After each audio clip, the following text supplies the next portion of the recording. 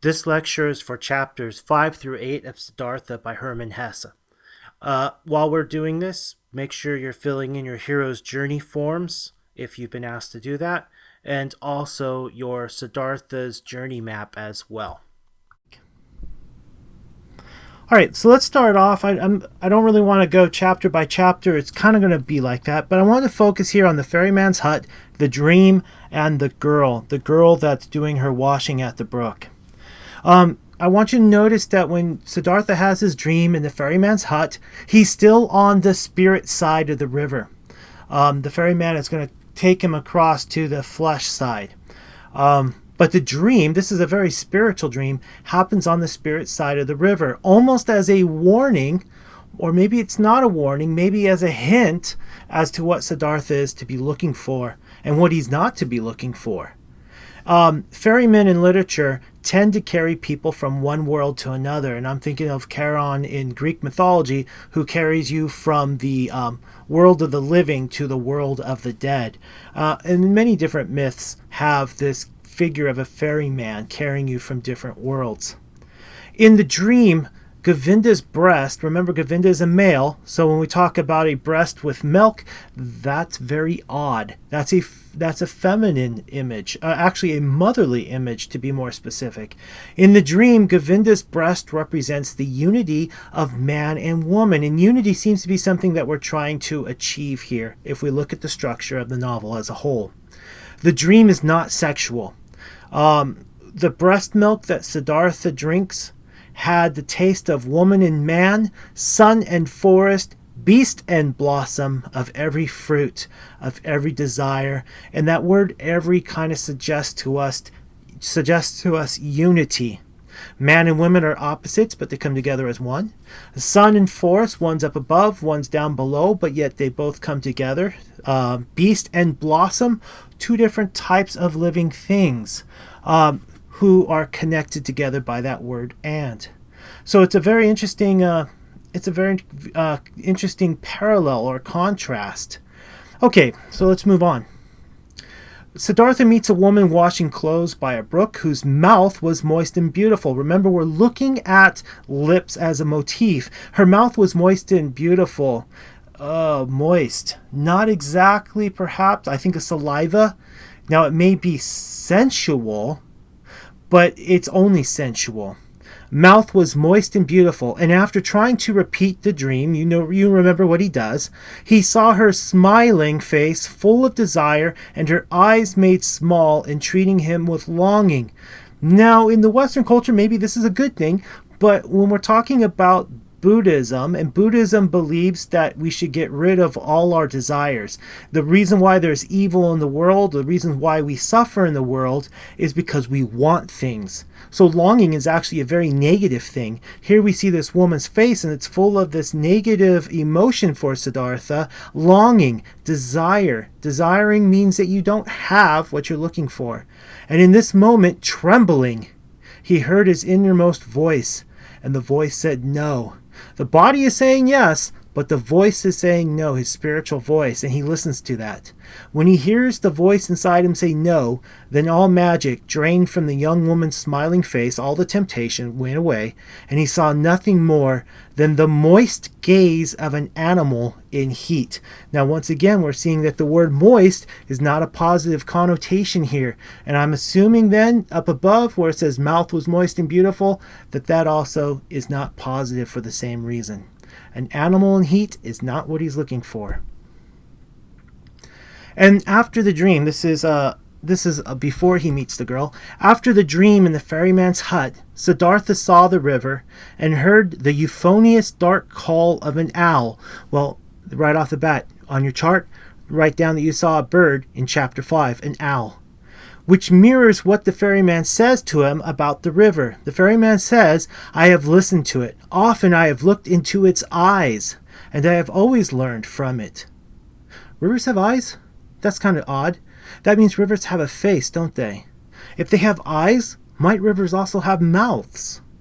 And we have this idea, this mathematical expression, so to speak, of sight and sound, that is the sound of the dark owl, With the sight, it says the river was pale in the pale red, I believe, in the morning light. So sight and sound united will equal wisdom. And if we're looking for a particular type of wisdom, my guess is then we also need to be looking for a particular sight and a particular sound. Anyway, so I want you to remember that quote. Make sure you post-it mark these quotes as we come across them. They're going to be important.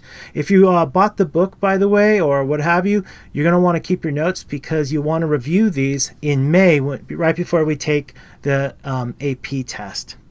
I'll talk more about all of that later on. The ferryman also says, and this creates some foreshadowing, "This too I have learned from the river. Everything returns. You too, Samana, will come back." By the way, Samana, Shramana, whatever, it depends on your translation of the book. You might have, there's 3 different ways they write Samana, so don't get caught up in the language. But what I do want you to get caught up in is this idea that the ferryman says everything returns. Everything will come back. And I want you to put that idea in your mind because that idea is going to come back as well. Very important. He's learned this from the river. All right, let's switch topics a little bit. We've seen the girl. The girl at the brook is obviously not the right one. She is overly sexual. We're not looking for something sexual. We're looking for something that is fleshly, but also still something that has to do with knowledge, if that makes sense. So this is going to be about Siddhartha and Kamala. And I'm tying this into Vishnu and Lakshmi. Lakshmi is the wife of Vishnu. Vishnu's name, sir, is coming up a lot, isn't it? In session 1, we talked about Vishnu as being one of the three gods that are worshipped. There was Brahma, Vishnu, and Shiva. And Vishnu is the life preserver. We said that Govinda was the 8th incarnation of Vishnu. And we said that there's a character named Vasudeva later on in the book who is also one of the forms of Vishnu, and in that form everything is connected or united. So Vishnu, here again we have Siddhartha as a type of Vishnu. He too is a life preserver. He's going to save the life of Govinda, we figure, in some way, and perhaps he'll save the life of Kamala in some way. At any rate, this is from Wikipedia. Lakshmi is the Hindu goddess of wealth, love, prosperity, both material and spiritual. Notice it's not just fleshly, it's also a little bit of spiritual. She's the goddess of fortune and the embodiment of beauty. Doesn't that sound like Kamala? She is the wife of Vishnu. That also kind of sounds like Kamala. And is also known as Mahalakshmi. She is said to bring good luck and is believed to protect her devotees from all kinds of misery and money-related sorrows. That sounds exactly like Kamala. What does Kamala do? She helps him to get money. She helps him to be successful. So Kamala very much is a type of Lakshmi. Also, Lakshmi rides an owl. Now, I'm thinking owl, and I'm connecting back to what I said about the euphonious dark call of the owl.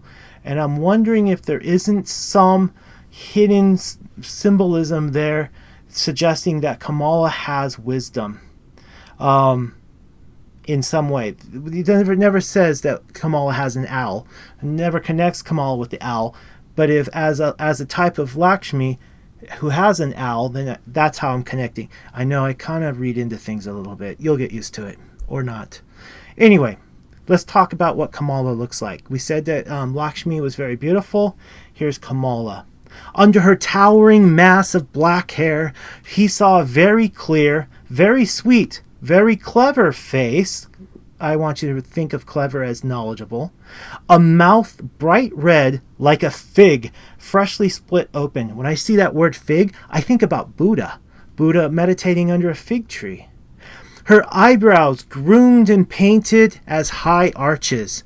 Her dark eyes clever and watchful. Once again, clever.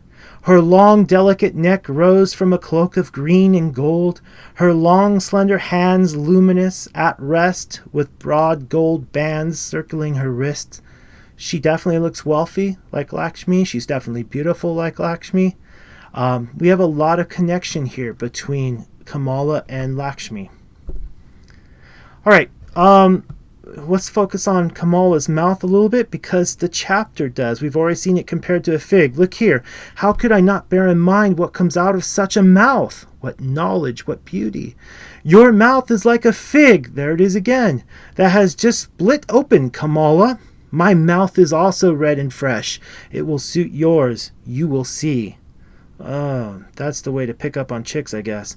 Anyway, focusing on a mouth, I think girls are maybe nowadays not so impressed with saying that their mouth looks like a split open fig, but that's the way he goes about it. Second time. Let's read on. From later on in that same page. Lovely and red is Kamala's mouth, but try to kiss it against Kamala's will, and not a drop of sweetness will you have from it. Okay, I should have set this up differently.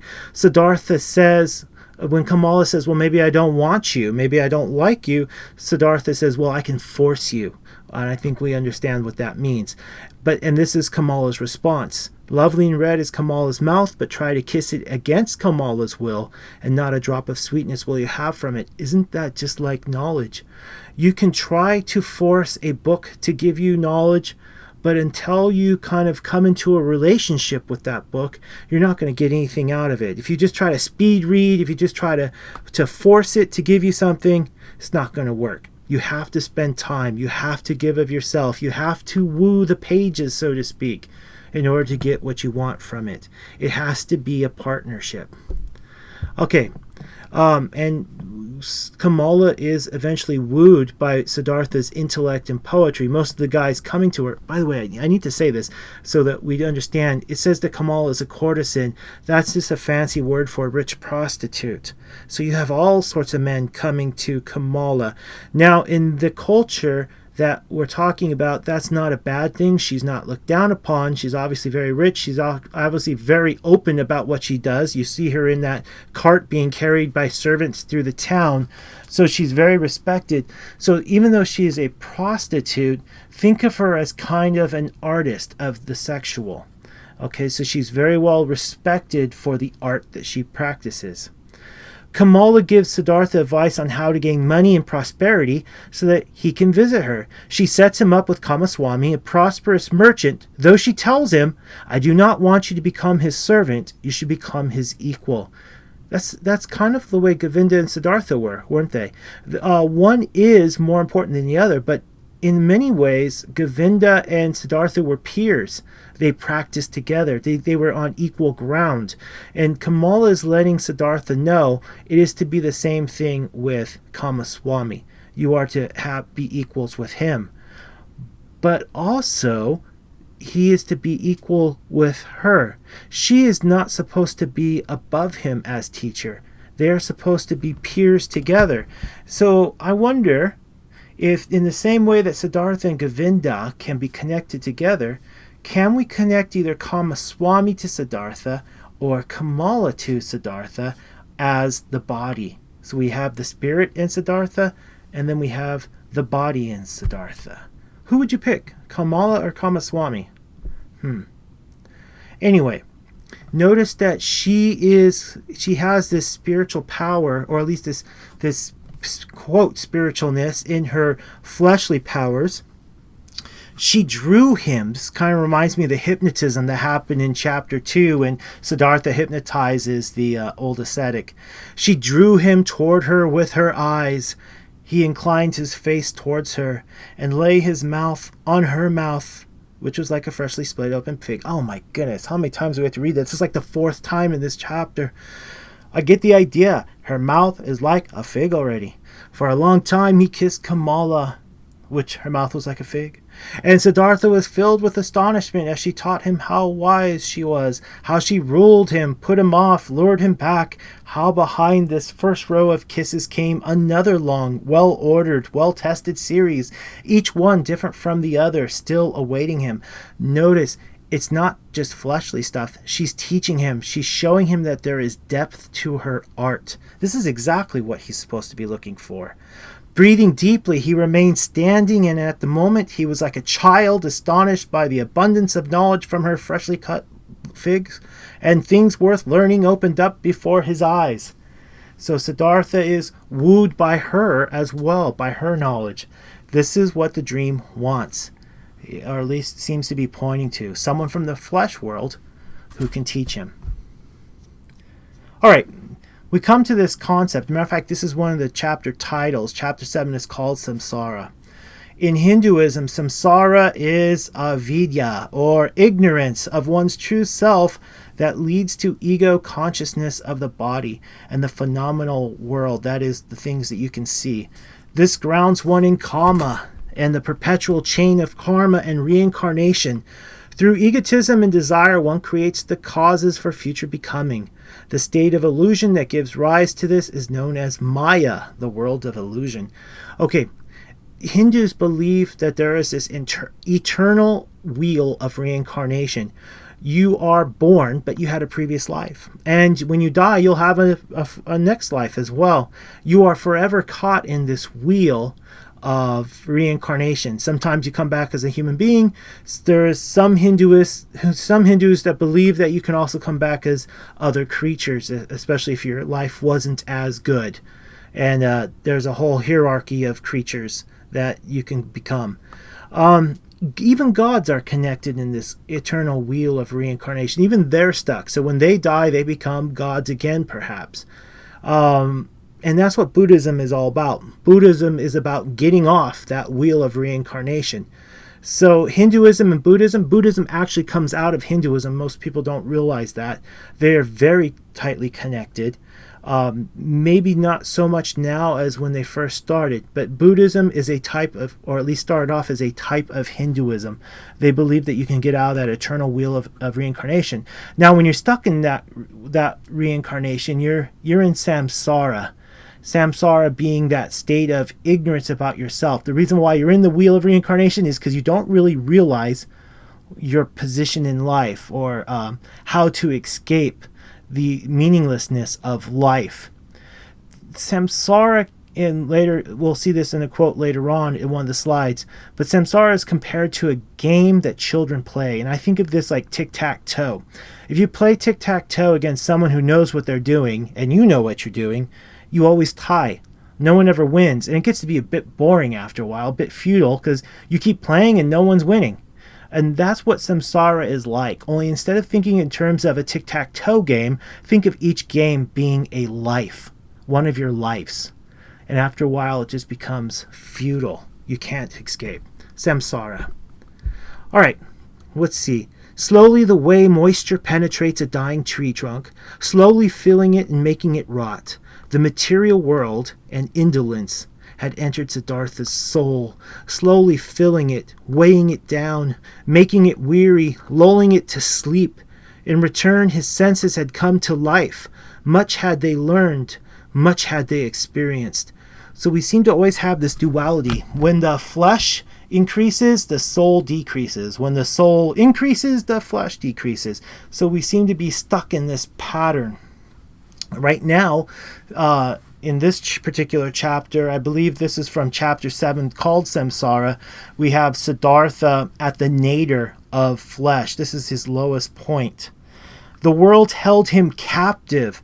Desire, covetousness, lassitude, and lastly, even that vice he always considered the most foolish, and which he had always held in the greatest contempt and scorned, avarice. So we see that Siddhartha has taken on all the qualities that he once looked down on people. He has become just as greedy, just as selfish, just as acquisitive, that means to collect things, acquisitive as everyone else. After that, though, she had aroused him and had shackled him to her in a game of love with such excruciating fervor, with biting and tears both, as if she wished once more to press the last sweet drops out of this vain, transitory lust. Never had it been so peculiarly clear to Siddhartha how closely lust is related to death. Okay, this is much later on in their relationship, almost at the end of the relationship here. I want you to notice some diction. Diction means word choice. We notice that Kamala shackled him, chained him. And we saw that in the previous quote, that the world had chained him. If you're chained, you're not free. And I think part of being enlightened means being free. You don't have anything holding you back. So Kamala is now a bad thing. She's now become a major distraction, which we said karma is one of the things karma means, a distraction.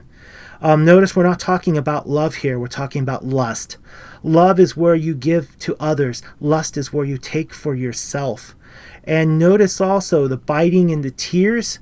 Those are things that suggest longing or desire. Definitely, it's no longer about knowledge. It's about keeping. This is not, I think, too different from what we saw earlier with the woman at the brook. So now things are not going well. Siddhartha, if you want to think in terms of the Western heaven and hell, Siddhartha would be in hell right now. All right. The one that really helped him to get there is Kamaswami, the businessman. Kamaswami is a quick life man with thick graying hair, with very clever, wary eyes. Notice once again the word clever. And with a covetous mouth. Once again, that mouth motif. We know from his mouth, the covetousness, that this is not a man that we want to be following. His smile, his countenance, his look is not one that denotes perfection at all. But his eyes are clever, which suggests that he does have knowledge. Kamaswami laments to a friend that this Brahmin, Siddhartha, seems only to play at business, never gets into his blood, it never rules him, he never fears failure, losses never bother him. In other words, Siddhartha at the beginning seems to stay above materialism. He's still too soulish. He's not fleshly enough. He follows his friend's advice. This is Kamaswami, follows his friend's advice. From the business he himself transacts. Give him a third of the profits. When there are losses, however, let him take the same proportion of those losses. Then he will grow more keen. And so the idea here is to try to get Siddhartha to become more worldly, to tempt him. Now, Siddhartha is pretty good at escaping temptations. We saw that at the brook. He keeps his relationship with Kamala pretty much healthy in terms of spiritualness until the very end. But Kamaswami does trip him up. Kamaswami gets him to give in. Now, in chapter 7, called Samsara, I want you to read that long chapter. It's on about pages 66, 67, if you're following along in the book that Barnes & Noble has. If not, just kind of find it in chapter 6, or in pages 66, 67, chapter 7. You're going to look for something that kind of begins sadly or morose. Siddhartha retired to a pleasure garden that belonged to him. So start off there, read that long paragraph. It's like about a page. And we see that Siddhartha meditates on death under the mango tree. Kind of the same thing as the Buddha. The Buddha, we didn't really talk too much about the Buddha, but that's one of the things that the Buddha does to find enlightenment, is that he meditates on death under the fig tree.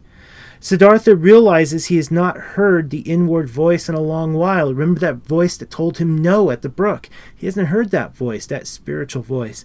He has become one of the people of the world, one of the children, the people child, or what does the book call him again? Child somethings, I forget. But you understand what I mean. He's become one of them. Siddhartha realizes the flesh world is a game, samsara, that he is winning at the cost of losing himself. He's gaining materialism, but he's losing in terms of spiritual, and he knows he's going to be stuck in this wheel of reincarnation. He says, was it necessary to live for the game? No, it was not necessary. The name of this game was samsara, a game for children. A game may be nice to play once, twice, 10 times, but always and ever after? How fun is tic-tac-toe? Siddhartha realizes he's got to leave. All right, let's go back to this bird motif. First of all, chapter 5, we saw the owl. We talked about the euphonious dark call of the owl. We talked about how that was kind of talking about the sight and sound equaling wisdom. Maybe I didn't talk about how I got wisdom out of there, but this is how. The owl is an archetype, once again, kind of like a symbol from a long time ago. The owl is an archetype of wisdom. It's associated with the Greek goddess of wisdom, Athena. It's also, hey, that's my cat. It's also associated with the Hindu goddess Lakshmi. We saw that. She rides the owl, of whom Kamala is a type.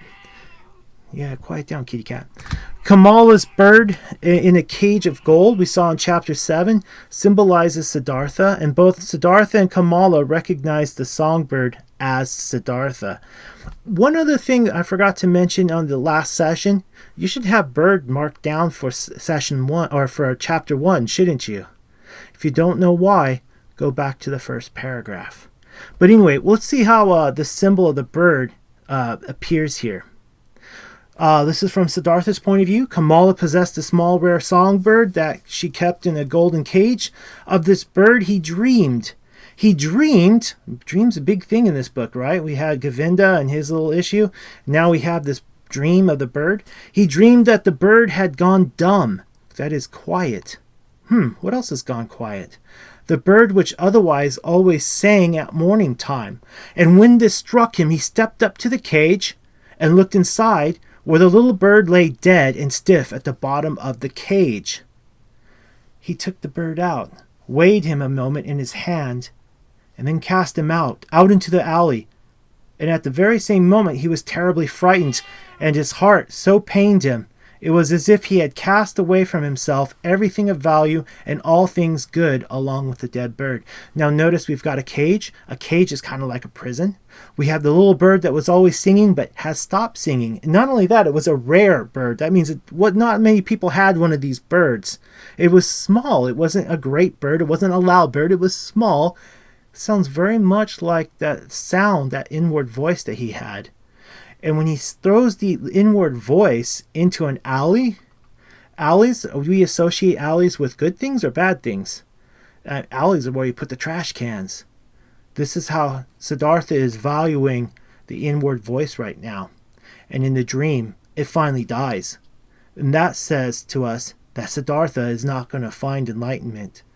This is a very, very telling prophetic dream. Siddhartha realizes that, and that's why he skedaddles. But what's interesting about the symbol of Siddhartha as a songbird is that Kamala sees it the same way. This is from her point of view. When she was first informed of Siddhartha's disappearance, she stepped over to the window where she kept a rare songbird captive in a golden cage. She opened the door of the cage, took the bird out, and let it fly away. Are you meowing because I'm talking about birds? You're a crazy cat. Anyway, for a long time she followed it with her gaze and the bird in its flight. From this day on she received no more visitors, and she kept her house locked. After some time had passed, though, she was aware she was pregnant from the last time she and Siddhartha had been together. So notice, she too is recognizing that the bird has been imprisoned. She too is recognizing that Siddhartha has been imprisoned. She takes the bird after Siddhartha has left. Siddhartha is no longer in her clutches. Remember it said that she was shackling him earlier? Well, she has now taken the symbol of him out of the cage, the prison, and let him go because he is gone. So that's just really interesting the way that works. Hey, a little foreshadowing there at the end, isn't it? She and Siddhartha have been together one last time, and from that she's pregnant. Uh-oh, little Siddhartha Jr.'s running around, or at least one, right? This could be very interesting. Remember what the ferryman said. Everything returns. Siddhartha was once a son. Siddhartha is now going to be a father. Quiet down, would you? All right. Through chapter 8, by the river, the bird symbolism is expanded to represent not just Siddhartha, but the inside of him. We have on page 76, and yet this path has been very good, and yet the bird in my breast has not died. Breast, I think we can connect that with the dream with Govinda. The milk that was in that breast very much could be the inside of him. Okay, Govinda being the spiritual side, you'll find the there. And in fact, we started learning about in the rituals of spirit in chapter 1. For a long time, he reflected over his transformation, listened to the bird, how it sang for joy. Had this bird not died inside of him? No. Something else had died in him, or something else has shed its skin. His eye, his small, proud, and fearful eye. We might read that I in a kind of a Freudian sense as the ego, perhaps. I don't know. We'll have to think about that one. But the I is definitely the thing that he calls him. And one of the things to help quiet down. One of the things that Buddhism teaches is that you need to kind of minimize yourself. You need to kind of see yourself kind of as a selfless thing. You're going to join with Atman. They always talk about this in the book, joining with Atman. Atman doesn't have a personality. It's not a person. It's just the thing that emanates throughout the universe. All things have Atman in them. All things are Atman. All things are related through Atman. And what you're going to do is when you die, when you find enlightenment, you're going to be part of the everything that exists. You're going to lose your identity as yourself. And that's kind of what's happening here. So this is a good sign that he's losing himself, his identity. You have heard the bird singing in your breast and have followed it. You have heard the in chapter 8, and now you're going to follow it. Now, want to focus on snakes as well as birds? We have Govinda in chapter 8 watching over him. Once again, Govinda and Siddhartha connected together. We see Siddhartha falling asleep. Here we have Govinda falling asleep. You have been sleeping, Govinda answered. It's not good to sleep in such places where snakes and wild animals often have their trails. And then, so it seems, I myself fell asleep. I who wanted to watch over your sleep. I have performed my duty badly. Weariness overcame me. But now, since you are awake, allow me to go so that I may catch up with my brothers. Govinda still can't follow Siddhartha. Siddhartha is too fleshly for him. But what's interesting is we find Govinda now on the flesh side. Why is that? I didn't think the spirit side could come to the flesh side, but now they're starting to mix. And by the way, remember when I told you in session 1 to watch how Govinda reacts to Siddhartha? Did Govinda recognize Siddhartha? And what is Govinda's reaction to Siddhartha once he recognizes him? I'm not going to give you the answer. I'm going to let you come up with the answer on your own. But I want you to think about that because that's very interesting what's happening here. Okay, let's get to that word By the way, across the top, you see all the different ways that different, I don't know what word to use, Asiatic? I'm not sure is the correct word. But this is all the ways that the Hindus, Buddhist countries will write the word Anyway, we have, how did we hear the Usually we've been speaking the but how did we hear it? We have Siddhartha there on the tree. He's looking into the water. He wants to commit suicide. Grimacing, he stared into the water, saw his face mirrored, and spat at it. He hates himself. Utterly spent, he released his arm from the tree trunk and turned a little so as to plummet down vertically, finally to go under, to die. He sank with closed eyes down toward death. He imagines it happening before he actually does it. Then, from remote precincts of his soul, from the yesteryears of his exhausted life, a sound vibrated. It was one word, one syllable, which without thinking he pronounced to himself in a babbling voice. He's not even aware of it. Unconsciously, without self, he says the first and last word of all the old prayers of the Brahmins, the holy which signifies something like the perfect or perfect completion. And the moment the sound touched Siddhartha's ear, notice it's not coming from his mouth. It's coming to his ear. He's taking it in, not giving it out. His slumbering mind awakened and recognized the folly of his action. Sight and sound equal wisdom. Right? You understand as you read through this paragraph what I'm saying? Sight and sound equal wisdom. The enchantment that had occurred in sleep and through the consisted in just that. He loved everything. He was filled with joyful love for all he saw, and it seemed to him now this was exactly why he had been so terribly sick before. He had been incapable of loving anything or anyone. So something has happened here at the very end. He is now able to love others, whereas before he disdained them. He looked down on them. He said, well, I'm in the flesh world, but I'm still better than you because I've got spirit. But now he realizes that there's love in the world, and he's going to start realizing that he's actually loved before but never really thought of it. Anyway, going back in time, Siddhartha is talking to Kamala, and he's telling her about how Kamala says, "You don't love me." And he says, "It may well be so," Siddhartha said wearily. "I am like you. You do not love either. How could you practice love as an art otherwise?